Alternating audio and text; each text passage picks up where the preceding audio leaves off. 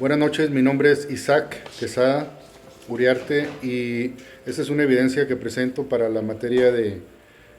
la carrera de Derecho, de la materia del módulo de juicio de amparo,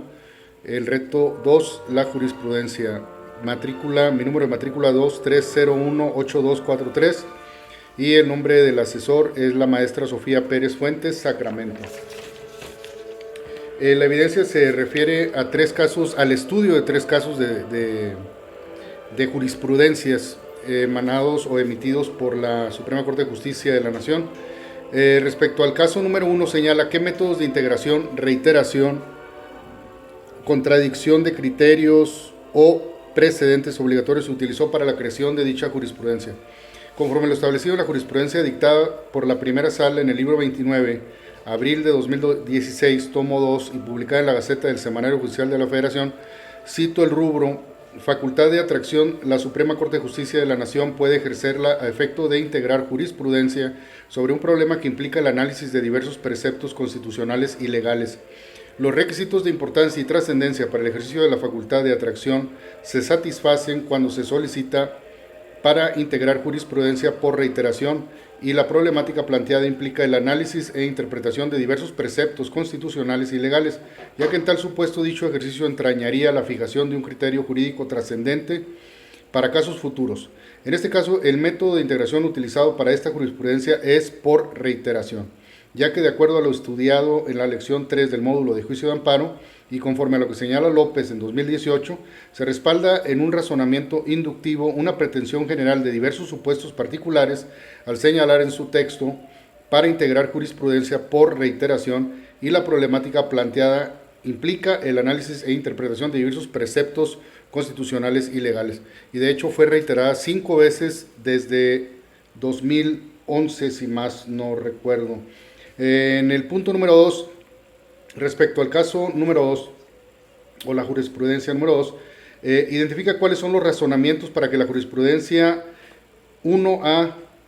J93-2013, décima, fuera sustituida por la jurisprudencia 1AJ 78 de 2018, décima, emitida por la primera sala de la Suprema Corte de Justicia de la Nación. A continuación enlisto los razonamientos. El método de integración de la jurisprudencia fue por contradicción de criterios, una contradicción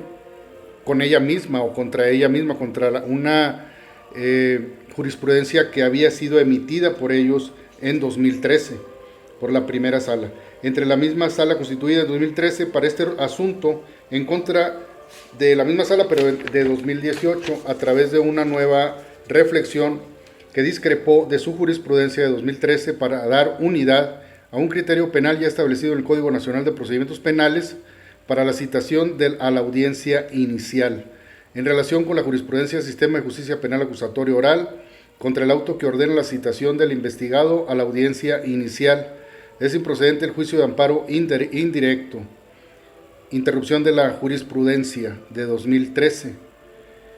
cuando en un principio, en 2013, decían que sí procedía el amparo indirecto para no presentarse en la primera audiencia, en la audiencia inicial, ¿no? Primer razonamiento. La primera sala de la Suprema Corte de Justicia de la Nación, al resolver la contradicción de tesis 97-2013, de la cual derivó la jurisprudencia de 2013, interpretó las legislaciones adjetivas penales de los estados de Chihuahua y Durango y sustentó que la orden de citación al investigado a la audiencia de formulación de imputación con apercibimiento de aprehensión en caso de no comparecer transgrede el derecho a la libertad deambulatoria, pues coloca al individuo en una situación ineludible de obediencia ante un mandato judicial, lo que se traduce en un acto de imposible reparación susceptible de ser impugnado a través del juicio de amparo indirecto. Señala que si no te presentas a la primera audiencia, en los casos de los códigos de los estados de Chihuahua y Durango, serías sujeto a prisión. De ahí que el amparo indirecto se justificaba en ese momento, en 2013, y de acuerdo a la jurisprudencia 2013 décima, es decir, había en ese momento la posibilidad de acceder a un amparo indirecto y para esos estados de la República Mexicana. Señala la primera sala que estima necesario interrumpir ese criterio jurisprudencial que ellos mismos dictaminaron, porque la regulación de la citación a esa audiencia en las legislaciones locales mencionadas es semejante a la prevista en el artículo 141 del Código Nacional de Procedimientos Penales para la citación de la audiencia inicial. señala que de la lectura sistemática de las fracciones 1 y 2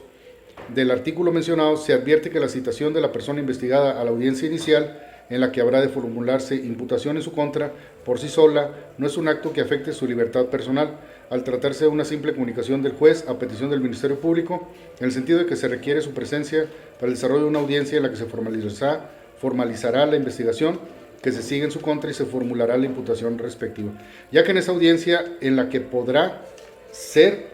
o no vinculado a proceso y en su caso sometido a una medida cautelar. De ahí que contra el auto que ordena la citación del investigado a la audiencia inicial es improcedente el juicio de amparo indirecto, o sea, ahora ya no están validando el juicio de amparo indirecto que en 2013 sí dijeron que era necesario en la jurisprudencia que mencionaron, ¿no? O que sí se avalaba. Pues se trata de un acto judicial fuera de juicio que no afecta la libertad personal del quejoso, conforme al artículo 107, fracción cuarta de la ley de amparo.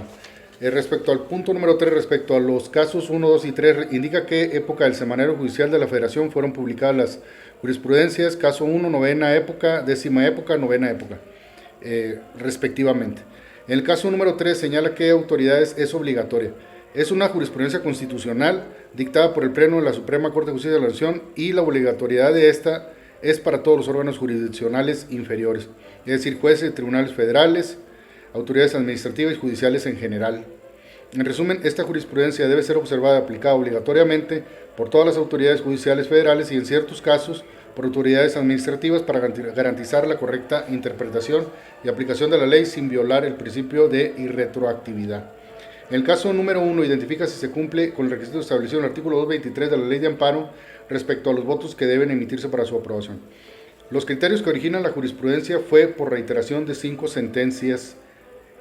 Cito la última, facultad de atracción 13-2011, 11º Tribunal Colegiado en Materia Administrativa del Primer Circuito, con apoyo del Segundo Tribunal Colegiado del Circuito del Centro Auxiliar de la Primera Región, 9 de marzo de 2011, todas con 4 votos y la última con 5 votos.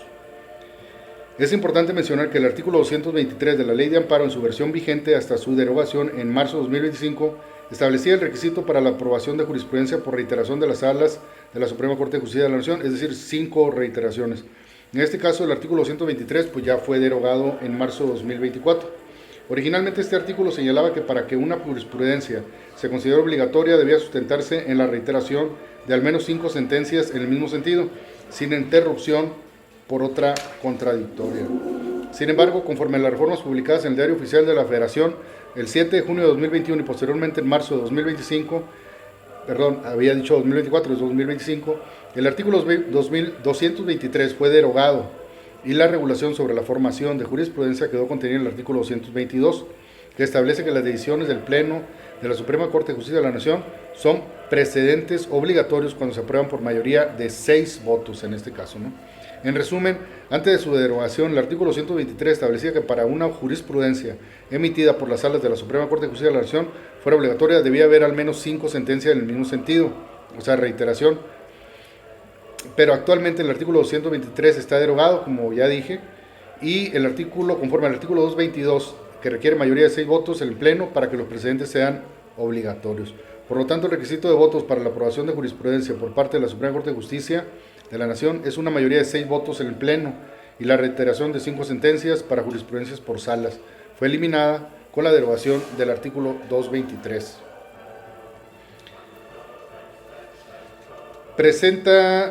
Inciso C, presenta un cierre congruente de acuerdo con lo que consideres de la importancia y utilidad de la jurisprudencia.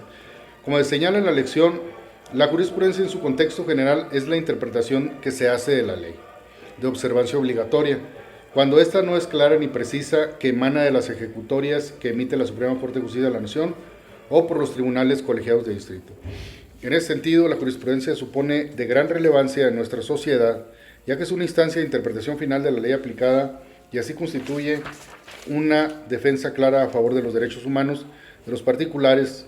frente a las autoridades o entre las mismas autoridades. También presupone una esperanza en la defensa de derechos humanos en casos concretos de abusos flagrantes de la autoridad en contra de los individuos por una aplicación de la ley llana y simple, ya sea en trámites administrativos y no se diga en serios casos penales. De lo dicho me refiero concretamente al amparo directo 59, por ejemplo, esto se me vino a la mente de otras lecciones, de otros módulos que hemos estudiado. Se me vino concretamente como referencia el amparo directo 59-2011, en la que la primera sala de la Suprema Corte de Justicia de la Nación definió el alcance del derecho constitucional de personas indígenas a contar con un intérprete y defensor que conozca su lengua, su cultura y su sistema jurídico en un procedimiento penal. En la práctica, la jurisprudencia no solo orienta a los juzgadores y litigantes, sino que también acerca el derecho a la sociedad, facilitando el acceso a la justicia y fortaleciendo el Estado de Derecho. Por ello, su estudio y comprensión son indispensables para cualquier abogado o profesional del derecho, pues constituyen la base para argumentar, defender y garantizar los derechos de las personas en los distintos ámbitos del derecho. En suma, la jurisprudencia es un pilar esencial, es una herramienta fundamental para el sistema jurídico, para la impartición de justicia efectiva, dinámica y justa, que contribuye a la consolidación de un sistema jurídico moderno, coherente y respetuoso, sobre todo de los derechos humanos. Muchas gracias.